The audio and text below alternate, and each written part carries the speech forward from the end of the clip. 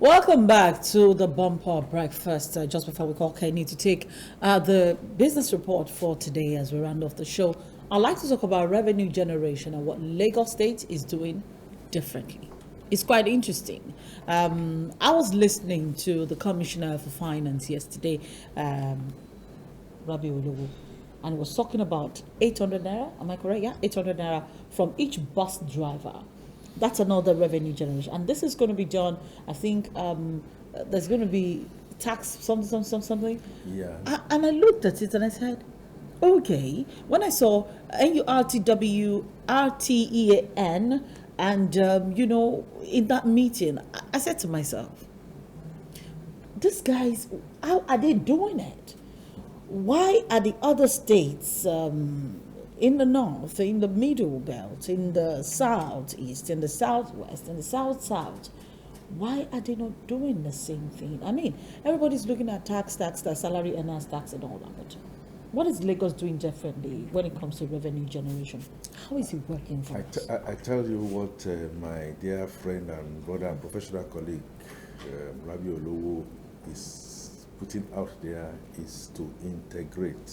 Okay. Don't forget that a lot of talk is going on to say, for instance, that the revenue that is not counted by the national unions, they are states or governments of their own. So getting all the stakeholders begin to do the talk. I know people are already saying it's going to be difficult. I always say, look, go out there, take an action. Yeah, the action might be tinkered with, but not to take an action at all is just not it. So when in 1999, Lagos State came with a formula to increase IGR by making sure they apply technology, introduce techie savvy innovations to nooks and crannies. And I remember that other states kept on copying as we were talking on this studio.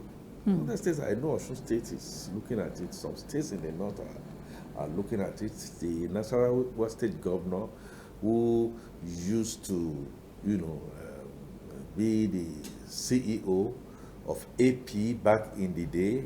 I know that because I'm also in the oil and gas industry. I look at it and say, yeah, something is happening there. Please, can we do peer review?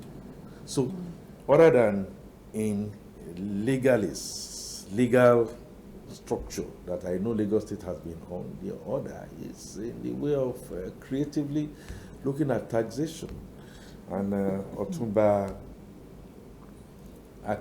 Doherty leading his team, talking about it in terms of corporate separatedness, has come up with telltale, cutting-edge innovations to making sure that Lagos State continues to be a state of excellence. Absolutely, no doubt. But Mr. Fatuke, hold that thought a little bit. Lagos State seems to be doing this under a body. Yes.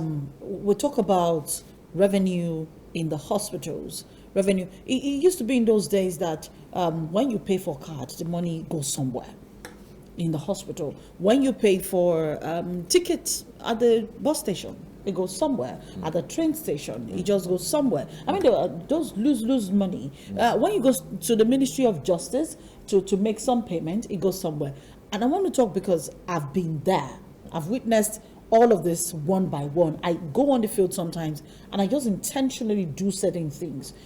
They encourage people to buy BRT card with your ATM rather than paying cash to buy. Now, every time you see the BRT bus stop comes with a small cubicle where you can patronize and buy cards, and then the cash is quickly converted most times again to card where somebody withdraws cash and then it goes into the account. So the money goes somewhere. There's a pool. When you leave the BRT and you go to the hospital, you buy a card. You want to buy your temporary card, or maybe you want to be an outpatient or an inpatient. You pay maybe 300 naira. It goes into a purse. It's registered. Sometimes you pay with your ATM card. I went to the Ministry of Justice the other day and I wanted to pay the fee was just 300 naira for treasury, whatever. The only means of payment acceptable is ATM card. Super. So it is done e-money all round. It's just e-transactions all round, which means they are able to collate and say, this is how much money we are making. Super. And what does that tell you? Technology. It means technology has now been used to plug all those loopholes. You know, when you have manual intervention, okay, you go to the clinic or the hospital, you pay certain things. Do you think all that is declared? Never. You even see people collect money outside and say, look, I can get this on for you. What has happened with what Alpha Beta started to do was to now integrate a situation where it is going to be a one-stop shop. So you pay, you generate your tax clearance receipts, it goes into the purse of government. Now, after it goes into the purse of government, what the executives do with such funds is another thing entirely. But if we do not generate enough, if we do not generate as much as we should, naturally we'll go and borrow it, which is the situation that we found in Nigeria. And so it's the reason why I am appreciating my professional colleague who is there, Otumba Doherty and his team, that they should just continue to do what they are doing, raking revenue for government. Yes, government now looks at that and decides areas of governance. As we speak, the Lagos State Ministry of Education has indicated that without your tax clearance, you might have difficulty. Even registering your child. Registering your child. So it's going on. My attitude into this is, no matter how small, let us commend what is commendable. Yeah. Let us raise the bar in terms of governance. Yes. And let us make sure that the source of this revenue, other than oil, is sustained. Let's embrace technology and let's give kudos to those who deserve it. Doherty and your group, kudos, and Nigerians are enjoining that you should continue in that technical aspect of affecting our economies. Thank you so much, Mr. Akinfatoke. Just before we call it a wrap this morning, let's quickly take the business report from Kenny Adiaga. Kenny, good morning. How are you doing today? Good morning, Tomisin. How are you today? I'm very well, thank you. And what happened in the marketplace in the last 24 hours? Well, a whole lot happened, and of course, the market was up, meaning that we had the bullish market yesterday. Okay. But having said that, it will be of important to know that Budget, a non-governmental organization that have been looking into the affairs of government, both federal and state and local government level, have since discovered that there had been a duplication of budget. Duplication of companies. Allotments in terms of the budget. You recall that some years back they noticed this and they talked about the projects that were being duplicated in the budget, meaning that there is a padding. We have had issues with padding of the budget. Yeah. And this is coming up again this year. And what they have discovered is that they discovered that about 21,108 capital projects were duplicated in the budget. Wow. And you know what that means. Okay. We're talking in terms of billions of naira that will be taken away, because if something is duplicated, it means one will be used and the other part that is not cannot be accounted for will be for certain things. Okay. And so what we are saying now is that the National Assembly should not claim that they do not know or do not have a knowledge of what is happening in the budget. Okay. And we know that because this is the electioneering period, possibilities are that they are supporting the present administration to siphon funds through padding of the budget. Let's talk about the daily summary Nigerians, quickly. Yes, the market yesterday shows that investors traded 252.94 million shares valued at 8.92 billion naira, done in 4,218 deals, largely driven by activities in the shares of GT Bank PLC, Dangote Cement PLC, FBN Holdings PLC, and Fidelity Bank PLC. For GT Bank, 25.46 million shares were traded, worth 649.36 million naira, exchanged in 555 deals at a market closing price of 25 naira 45 kobo per share. Dangote Cement PLC with 24.45 million shares traded, worth 6.48 billion naira, done in 223 deals at a market closing price of 270 naira per share. FBN Holdings PLC showing 23.1 million shares, worth 277.15 million naira. This was done in 124 transactions at the market closing price of 12 naira per share.